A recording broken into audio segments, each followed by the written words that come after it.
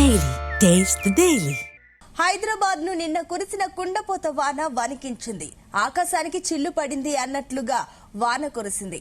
కేవలం కొన్ని 18 సెంటీమీటర్లకు పైగా వర్షపాతం నమోదైంది. ఇక అత్యధికంగా ముషీరాబాద్ లో ఈ వర్షపాతం నమోదైంది. ఇది ఈ సీజన్ లోనే హైదరాబాద్ లో అత్యధిక వర్షపాతం. ఇక వాన పడితే హైదరాబాద్ రోడ్లు నదులుగా మారుతాయి. రోడ్లపై వరద ప్రవాహం పెరుగుతుంది. నాలాలు ఉప్పొంగి ప్రవహిస్తాయి. వరద ధాటికి గాంధీనగర్, యూసఫ్గూడ ప్రాంతాల్లో ద్విచక్ర వాహనాలు కొట్టుకుపోయాయి. ఇక అనేక ఇళ్లలోకి, సెల్లార్లలోకి కూడా వరద నీరు వచ్చి ప్రవేశించడంతో ప్రజలు తీవ్ర ఇబ్బందులు పడ్డారు. పలు ప్రాంతాలలో విద్యుత్ సరఫరా నిలిచిపోయింది. ఒక్క మాటలో చెప్పాలంటే మాయానగరం పరిస్థితి దారుణంగా మారిపోయింది. ఈ సమయంలో ఇవాళ కూడా వాన కురుస్తుందన్న వాతావరణ హెచ్చరికతో సగటు హైదరాబాద్ బిక్కుబిక్కుమంటూ కాలం గడుపుతుంది. మరోవైపు భారీ వర్షాల దృష్ట్యా అధికారులు అప్రమత్తంగా ఉండాలని సీఎం రేవంత్ రెడ్డి ఆదేశించారు.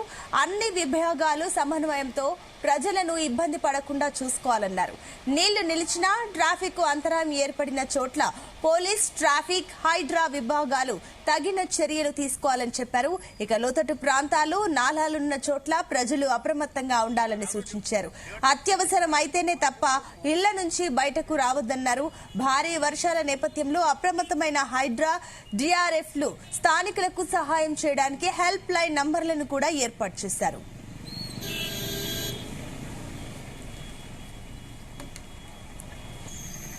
ఇదే అంశానికి సంబంధించి మరిన్ని డీటెయిల్స్ మా చీఫ్ న్యూస్ కోఆర్డినేటర్ రాధాకృష్ణ అందిస్తారు. Radhakrishna, good morning Sunitha.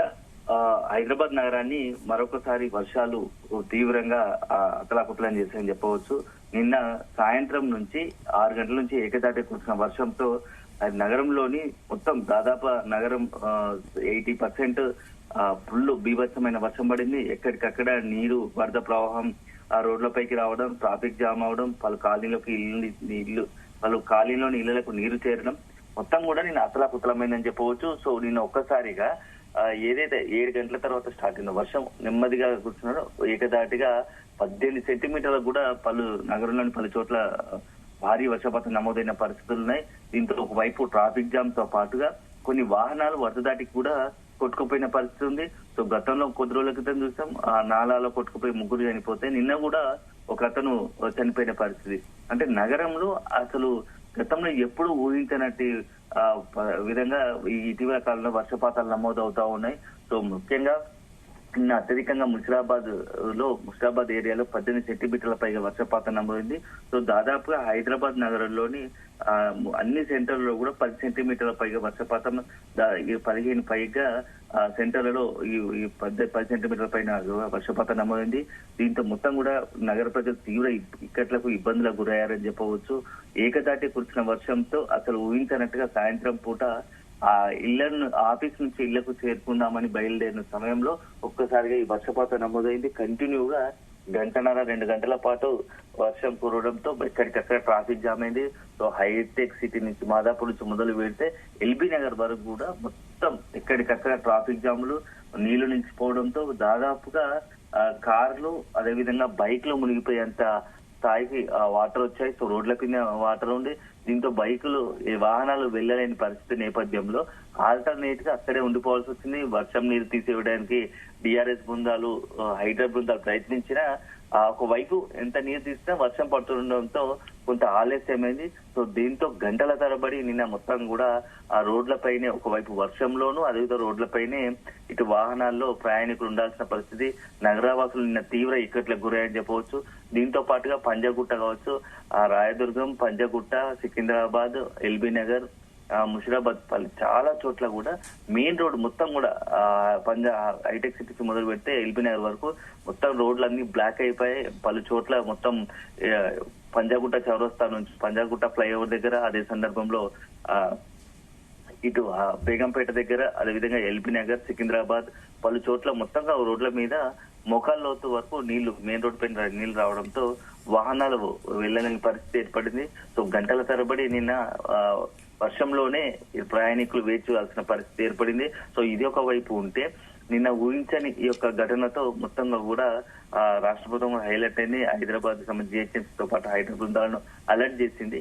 అయితే నిన్నటి ఊహించినట్టుగా కురిసిన వర్షము మరొక 3-4 రోజుల పాటు ఉండే అవకాశం ఉందని చెప్పేసి హైదరాబాద్ వాతావరణ శాఖ హెచ్చరిస్తుండటంతో నగరవాసులు మరింత తీవ్ర ఆందోళన నెడుతూ ఉంది.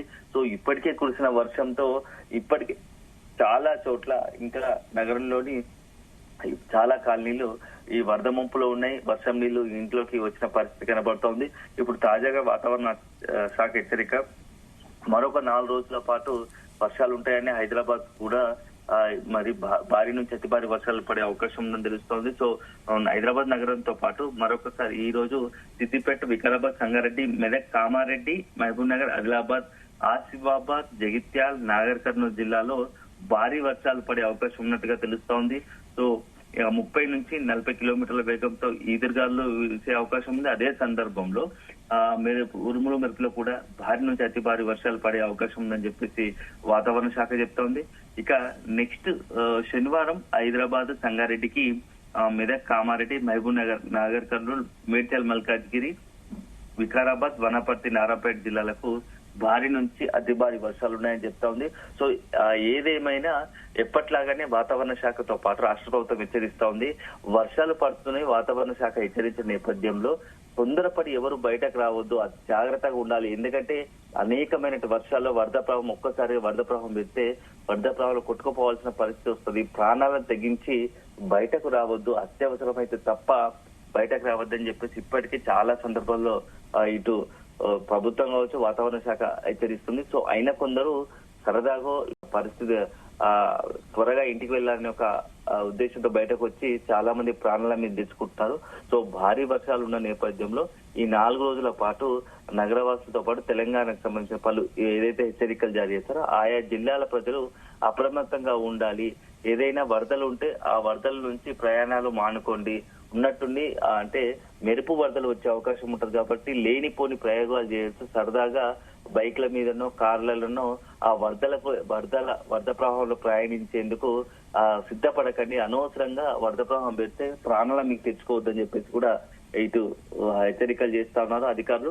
సో మొత్తానికైతే నిన్న కురిసిన వర్షంతో ఇప్పటికే తేరుకొని పరిస్థితిలో ఉన్న నగరానికి మరొక ఆందోళనకర అంశం ఏంటంటే రాబోయే 2 రోజుల్లో భారీ నుంచి అతి భారీ వర్షాలు పడే అవకాశం ఉందని చెప్పేసి వాతావరణ శాఖ హెచ్చరిస్తోంది. సో దీంతో ఇప్పుడు మరొక 2-3 రోజుల పాటు నగరం అంతా హై అలర్ట్ గా ఉండాలని రాష్ట్ర ప్రభుత్వం చెప్తా ఉంది. ఇప్పటికే ఏదైనా సంబంధించి నీరు నిలిచిపోయినా లేకపోతే ఇతరత్ర నగరంలోని ఎక్కడైనా ఇబ్బందికర పరిస్థితులు ఉంటే వెంటనే టోల్ ఫ్రీ నెంబర్ కావచ్చు లేకపోతే హైడ్రాకు సమాచారం ఇవ్వాల్సిందిగా ప్రభుత్వం ఇప్పటికే ఆదేశాలు జారీ చేస్తుంది. సీఎం రేవంత్ రెడ్డి కూడా నిన్న కురిసిన వర్షాలపై రివ్యూ చేసినట్టుగా తెలుస్తోంది.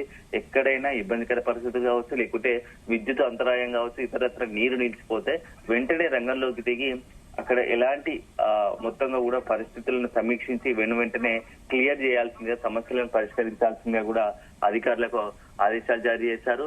సో కొన్ని నగరంలోని కీలకమైనటువంటి పంజగుట్ట కావచ్చు, బేగంపేట, సికింద్రాబాద్, హైటెక్ సిటీ, మాదాపూర్, షేక్పేట లాంటి ఏరియాల్లో కొంత నిత్యం ట్రాఫిక్ ఏరియా కాబట్టి అట్లాంటి దగ్గర కూడా ట్రాఫిక్ ఇబ్బంది లేకుండా వెంటనే రోడ్లపై నిలిచిన నీటిని వెంటనే తొలగించి ట్రాఫిక్ కూడా క్లియర్ చేయాల్సిందిగా వెంటనే క్లియర్ చేయాల్సిందిగా అధికారులకు ఆదేశాలు జారీ చేశారు. సో నిన్నటి వర్షం మాత్రం నిన్న సాయంత్రం నుంచి కురిసిన వర్షం మాత్రం ఎవరు ఊహించలేదు. సో ఒక్కసారిగా మొత్తంగా కూడా హైదరాబాద్ నగరం మేఘానికి చిల్లు పడ్డదన్నట్టుగా కూడా ఒక్కసారి కుండపోత వర్షం కురిసింది.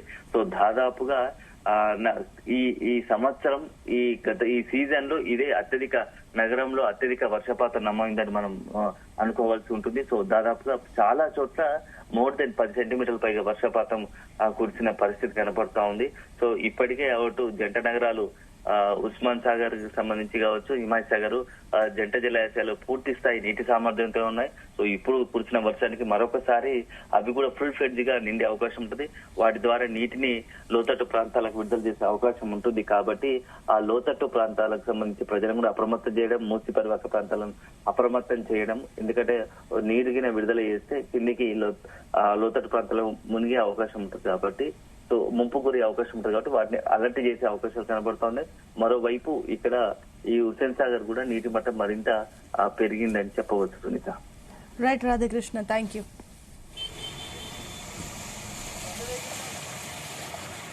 బండ్లు ఆగిపోయినాయా?